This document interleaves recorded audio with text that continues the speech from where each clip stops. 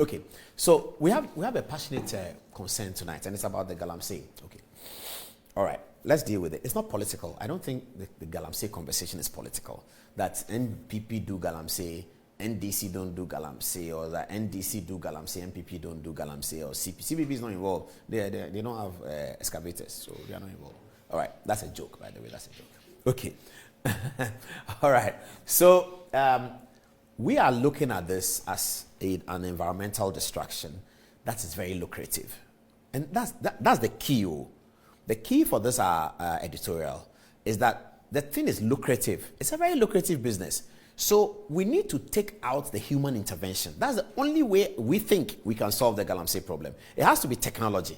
We have to take out the human intervention, because if I am a human being and I'm 32 and I'm a security agent from the security agencies, I've been deployed to Galamsey, I'm a Ghanaian.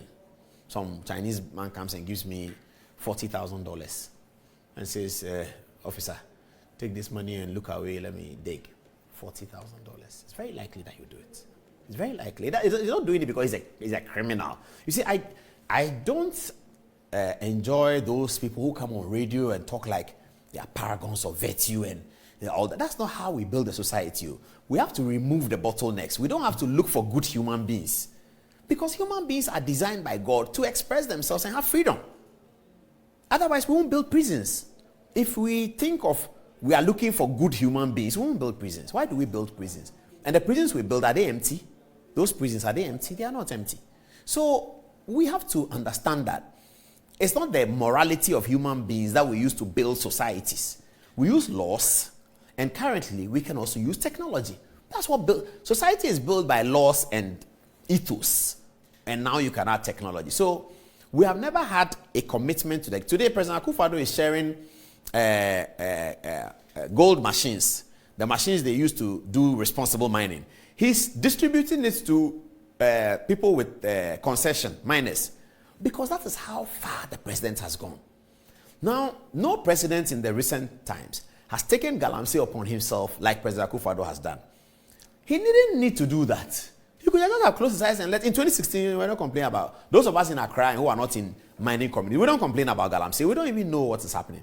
So he could have left it, but he took it upon himself. I'm going to deal with this menace. Okay, it cost MPP parliamentary seats. You can check. All the Galamsey areas, MPP lost the parliamentary seats. You think the president was not aware? You think during the campaign, surveys didn't show him that, look, you are losing this parliamentary seat because you are sacking Galamseyers? He knew. But what could he do about it? He had already committed himself to the fight. And he will hope that other Ghanaians will see that he's doing this fight for the sustainability of all of Ghana, and then perhaps they will vote for him to counter the votes that he may be losing across Galamseyers. Think of a president who is in his first term and looking for a second term. He doesn't do the Galamsey in his second term. He's doing it in his first term, knowing that it will have consequential effect on his second term vote. He was aware. He dropped from 1 million to 500,000. His supporters would like to believe that his Galamsey is about 400,000 responsible for that. And then fatigue of government is another 100,000 responsible for that. That took the million away, the million that he got in 2016, and gave him 500,000, which was still enough to win the first round. But the Galamsey was an issue. Now, because it's human beings who are doing it, it is really complicated. I mean, if you heard the testimony of Charles Bissiou and all of these people, it's very, very complicated, because the human being is collecting money. He can't collect money. And Galamsey is a rich business. There's plenty of money in Galamsey. Illegal money as it is. Blood money, if you like, you can call it that. But it is illegal money, because it's money that is being generated from illegal business. Okay. But it is a lot of money. It's not small money. It's a lot of money. Guess what? We are entering campaign season. Every politician is looking for money. 275 members of parliament are looking for money. 230 DCs are looking for money. Key supporters, campaign managers, they are all looking for money. Everybody is looking for money. In this season, politicians. Now, Galamsey is so quick money, it's illegal money. Quick, white, great, shishishi, pam, you're gone. So, it is something that is very difficult to fight with human beings. That's why we are introducing this guy. We're going to tell you what we think we should do with this guy. Okay, he's a robot. Before then, let me go to the document to show you the effect of mercury. As for the mercury, it's a big deal. Irresponsible mining uses mercury. I'm hearing that in Western region, children are being born with 2 fingers. Children are being born without 1 ear. And the doctors are telling them, but it is the mercury that is destroying the water. I mean, can we look at this and say, so that somebody will be rich, that the person will even give us some of the money? You can't do adverts and we'll get money. Maybe.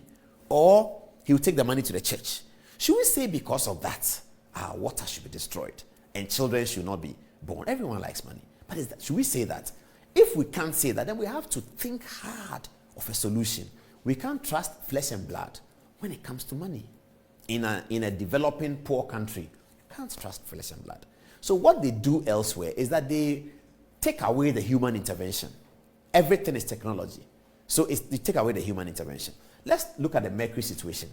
The executive chairman of the EON3 group, Richard Agyemensah-Foyata, has called for urgent action to stop the application of mercury and other dangerous chemicals in gold mining, since the practice is harmful to human and environment.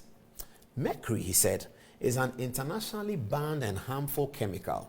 According to the United Nations Environment Programme, it is one of the most dangerous chemicals to human health and environment.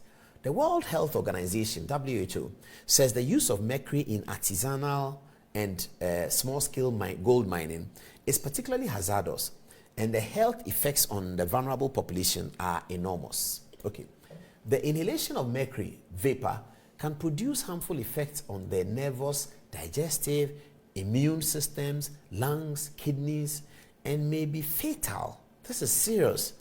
The inorganic salts of mercury are corrosive to the skin, eyes, and gastrointestinal tract, and may reduce kidney toxicity if ingested, says WHO. This is the danger of the mercury which they are using every day. The EON3 Group Executive Chairman urged gold mining companies to invest in environmentally friendly methods in their activities. He welcomed the commissioning of some gold catch-up plans by President Nana Addo Dankwa Akufo-Addo in 2020, explaining that the deployment of the mercury-free technology, which is environmentally friendly, will protect the country's water bodies, mining communities, and the citizenry from harmful effects of mercury. Okay.